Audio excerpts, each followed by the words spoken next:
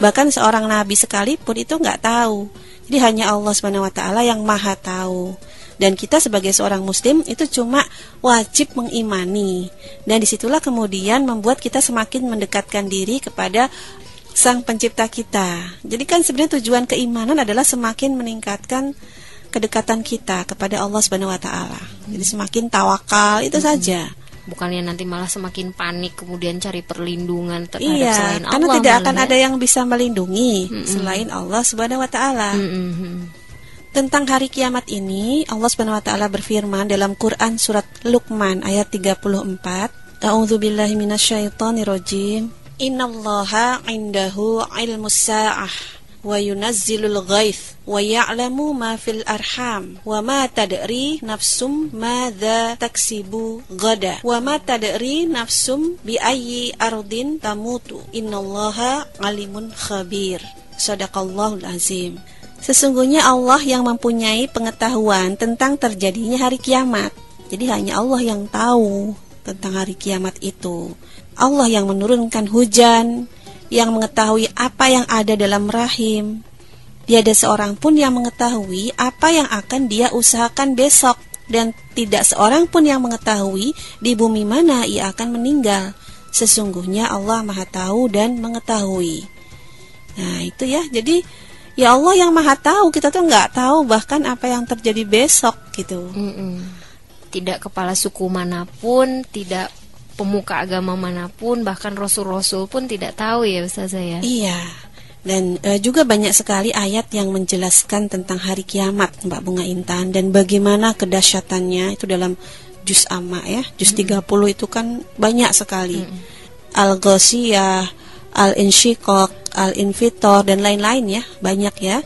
Dan ini menggambarkan bahwa kiamat itu harus diimani, dan juga itu hanya Allah yang akan memiliki kekuasaan di hari tersebut gitu.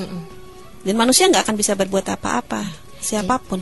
Jadi kalau ada satu negara yang mengklaim bisa selamat dari kiamat, dengan pesawat yang super canggih, dengan kapal super canggih, itu berarti bukan kiamat versi kita ya. Tapi mereka dia mau lari dari bumi dimanapun itu semua adalah milik Allah itu, di galaksi manapun ya.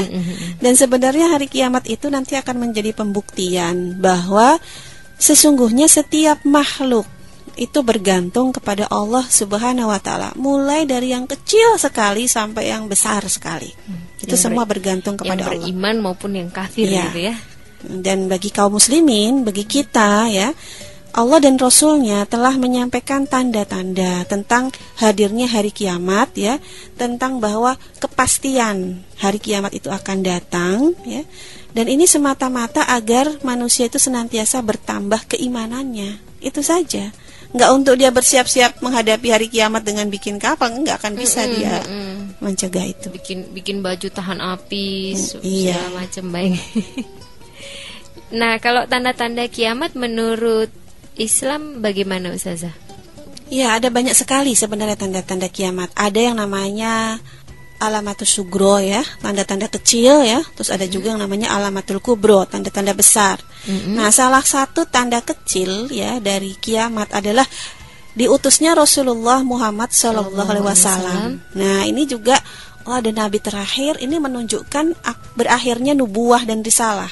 Karena sesudah Rasulullah Muhammad SAW tidak akan ada lagi nabi dan rasul. Dan ini sudah menunjukkan tanda dekat hari kiamat ketika Rasulullah diutus ini. Nah, itu salah satunya. Tanda-tanda kecil yang lain ya misalnya seperti orang berlomba-lomba membuat bangunan yang tinggi ya, dan banyak lagi ya, ada gempa-gempa dan sebagainya ya. Nah, ada lagi tanda-tanda yang besar seperti misalnya ya, ini alamatul kubronya adalah terbitnya matahari dari arah barat. Kalau sekarang kan dari arah timur, nanti kalau dari arah barat itu sudah mau kiamat, berarti sudah ya bukan hampir, mungkin ya kiamat itu ya. Kemudian juga sebelum itu digambarkan ya, akan ada perang besar yang salah satunya adalah perang di akhir zaman melawan Yahudi. Ini salah satu tanda besar sebenarnya. Kalau kaum muslimin berperang melawan Yahudi, itu menunjukkan akan dekat dengan kiamat. Tapi ini perang besar ya, yang kemudian akan tegak khilafah. Ya, ini ada salah satu hadis yang menggambarkan akan tegak khilafah ala minhaji nubuwah, yang sesudah itu kemudian ada masa kemunduran lagi. Nah, masa kemunduran itulah nanti akan menemui yang namanya hari kiamat. Jadi di dalam hadis-hadis ada yang misalnya tanda-tanda kiamat munculnya seorang pemimpin kaum muslimin yang nanti akan memimpin kaum muslimin berperang melawan Yahudi, ya. Dan ini terjadi kemenangan demi kemenangan, yang ini akhirnya membuat gembong kejahatan dunia yang namanya Dajjal, ya, itu keluar dari persembunyiannya. Ini hadis, dan langsung memimpin seluruh Yahudi karena dia adalah pemimpin Yahudi untuk memerangi Al-Mahdi. Ya, nah tapi kemudian kekuasaan dan kehebatan Dajjal ini dianggap bukan lawan tandingan Imam Mahdi saja, ya, sebagai seorang khalifah saat itu, ya. Tetapi kemudian Allah menurunkan Nabi Isa dari langit, istilahnya, ya. Ada sebuah hadis yang mengatakan demikian, yang kemudian bertugas membunuh Dajjal tadi, yang keduanya yaitu Imam Mahdi dan Nabi Isa akan bersama-sama memerangi Dajjal dan pengikutnya. Nah, ini ada tanda-tanda yang berdasarkan hadis menggambarkan ini. Kemudian terjadi kemenangan besar, lalu bumi dan seluruh isinya nanti akan sejahtera kembali karena hukum Allah akan kembali tegak. Kemudian sesudah itu ada kemunduran demi kemunduran sesudah wafatnya Al-Mahdi dan Nabi Isa ini, ya. Nah, ini tanda yang berdasarkan hadis, ya, tetapi karena tidak mutawatir, artinya tidak ada kepastian dari sisi sumbernya dan penunjukannya.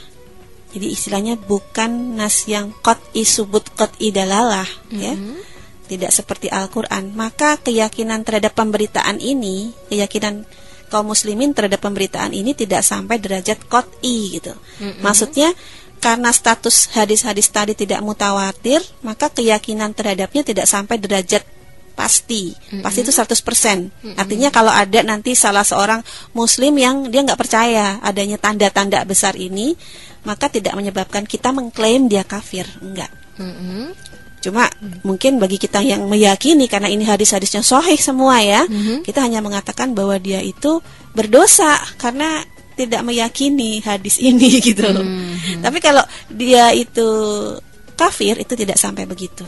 Nah, sementara di sisi lain, kalau kepastian terhadap hari kiamatnya, ya, bahwa pasti akan datang, dan Rasulullah SAW sebagai penutup para nabi, maka kalau ada orang yang tidak yakin terhadapnya, ini akan menyebabkan jatuh kafir.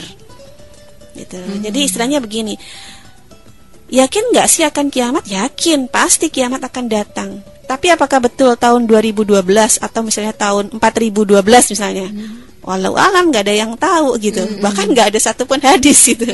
Tapi kalau kemudian, apakah nanti akan tegak khilafah sebelum hari kiamat yang sesungguhnya nanti, ya? Ya, itu. Apakah keyakinannya sampai pasti? Ya tentu tidak sama seperti meyakini Al-Qur'an. Tetapi kita harus, yaitu tanda-tandanya gitu. Nah, kalau melihat tanda-tanda kiamat itu sekarang sepertinya memang ada yang besar, ada yang kecil, dan semuanya menuju ke sana, ya. Jadi kesimpulannya cuma satu, tidak mungkin tambah jauh kiamat itu, pasti tambah dekat, gitu kan. Tapi pelajaran apa sih yang bisa kita petik dalam dengan mendalami tanda-tanda kiamat menurut Islam? Lalu bagaimana menjawab pertanyaan seorang anak yang takut menghadapi hari kiamat? Ini gara-gara film 2012 ini. Iya, banyak juga anak kecil yang nonton tuh. Jadi pada nanya kan, apa seperti itu juga ya MUI jadinya melarang gitu karena merusak akidah? Nah, kita akan bahas itu setelah selingan yang berikut ini.